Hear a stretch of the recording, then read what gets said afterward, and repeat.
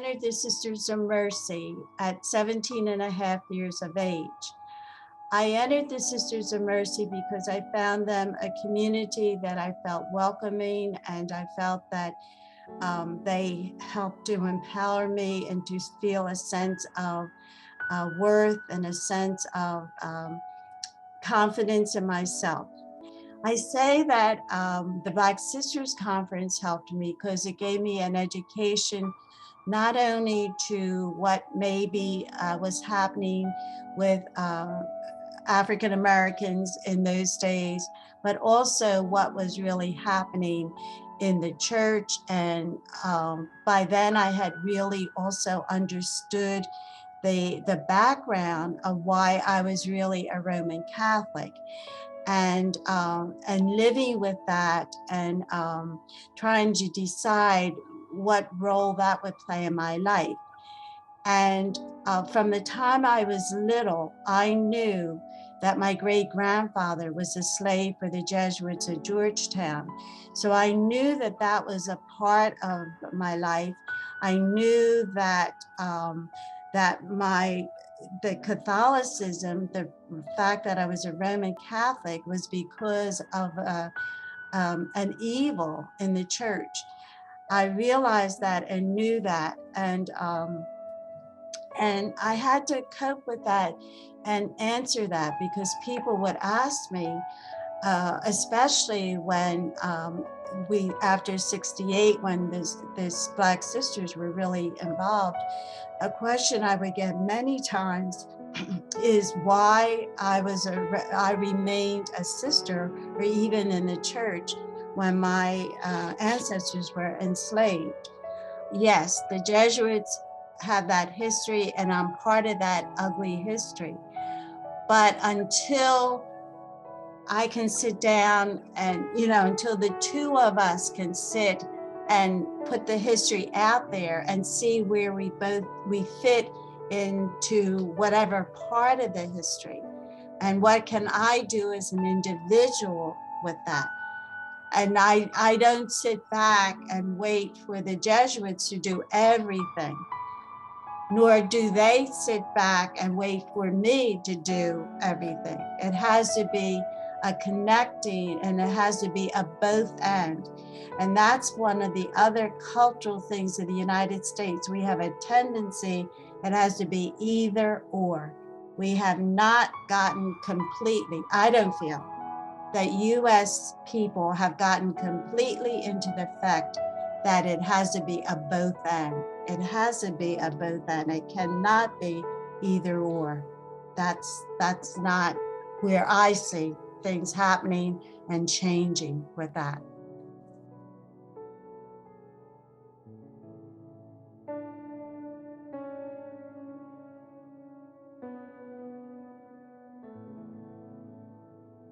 It is true that I'm the first African American to enter the Sisters of Mercy in Philadelphia. And the thing that I need to say about that is that there were like 30 some communities of women religious in Philadelphia back in the day. And in 1945 and 1946, my mother's two youngest sisters wanted to go into the convent, and they could not enter any religious community in Philadelphia, not even the Sisters of Mercy. The thing there is that also the community that is founded in Philadelphia, my aunts couldn't enter that community either.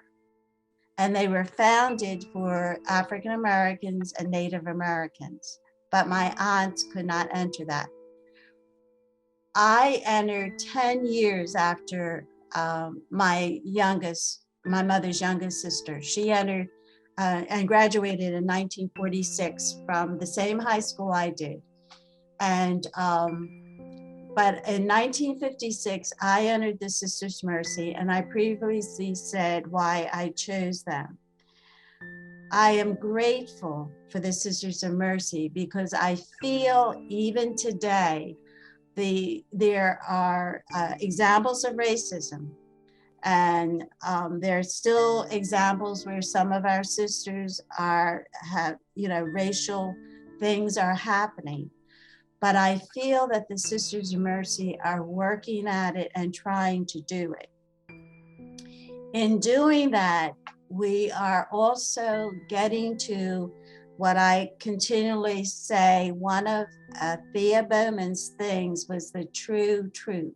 Unless we say the truth, unless we own where we are coming from, unless we really work and struggle with it and interact and dialogue with each other, then things will never change. And I feel that what happens in the United States, like even, just yesterday, to have 3 people in schools in St. Louis, to have that happen even today shows that that many of us are not willing to sit down and dialogue. We're not willing to listen. We say that we're listening, we're hearing, but we're not listening. Because if I'm listening, I'm really taking in and intently thinking and intentionally trying to see what I can do to make things different. And for me, that is not happening in many instances. And that's why we continue. The civil rights movement and the shootings and Martin Luther King's assassination and Malcolm X, all of those did not cause a change because people were not willing to really work at it. We have to work at things. We can't, it will not just happen because we want it to happen. It doesn't happen that way. It has to be intentionally looking at it, working at it, educating ourselves to what needs to happen, and then really going at it together. You have to know the people and you have to interact with them. You have to have a meal with them before you can talk about issues that are changing their lives. And some of us don't want to do that. We want to immediately sit down and change the lives. But I can't change your life, but I don't know what you're about or what you think or what you assume or what you have lived with. And until we get to know and take time and really listen. So that's part of the thing that for me, the compassion needs to be there, but it goes back to intentionality for me. It goes back to consistency for me. And it goes back to really looking at the equity of situations. When I say compassion, the word means suffer with.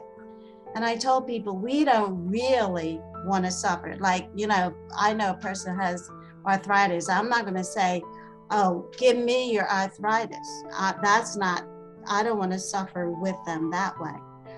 But for me, the mercy and the compassion is that I recognize what's there and I'm sensitive and I want to help to relieve all of that's there.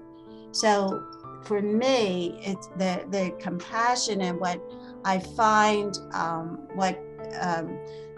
Francis is saying to me is I need to continually look to see how can I be most connected with my fellow person, and even the person that's right beside me, because like I say sometimes that some of us in the church are willing to give money, we're willing to go to Haiti, we're willing to go to Ukraine, we're willing to be on the border, but we don't even speak to the person that's living in the apartment next to us. That there is, and for me, it also has to be consistency. I have to be constant in my actions and the way I react.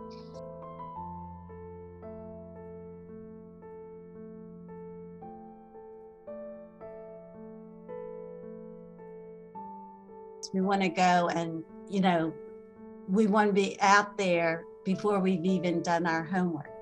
So one of the things for me, before I can begin to do anything, as I said, I have to educate myself and do my homework. So before I can really minister, before I can even interact with people, I have to look at myself and I have to own who I am. I have to look at my background. I have to know, what did I grow up with? What were the things that impacted my thought process? What were the things that I was able to do or not able to do?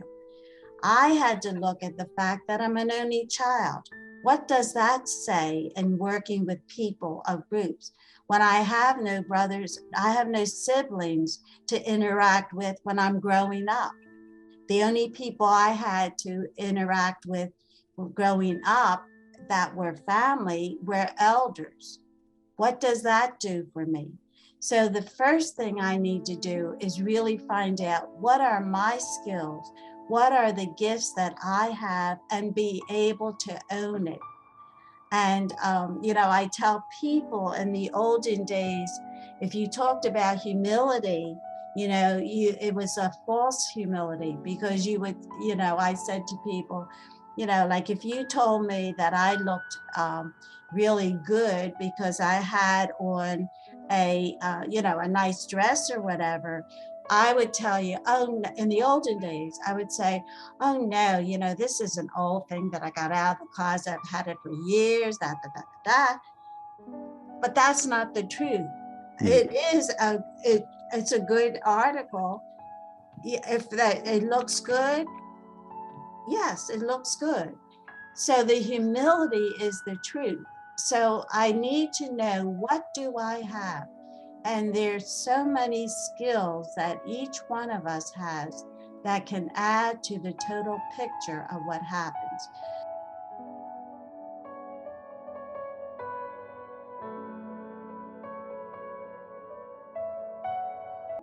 We are not willing to live at the moment sometimes. And when we're looking for the next moment or for the next crisis, we're missing maybe a blessing.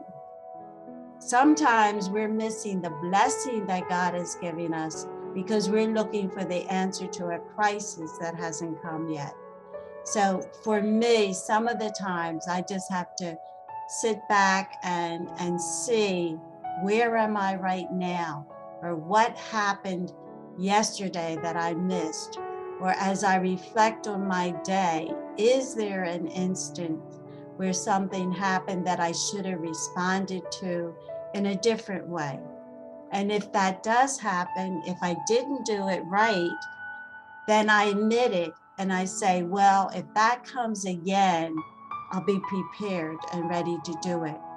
But sometimes that's not where I am, and that's sometimes where other people are not. But for me, what I try to do is to really take it as it comes, look at it, and take it for what it's worth. Because I find too, in doing a lot of anti-racism work, I find that many times there are false perceptions and false assumptions.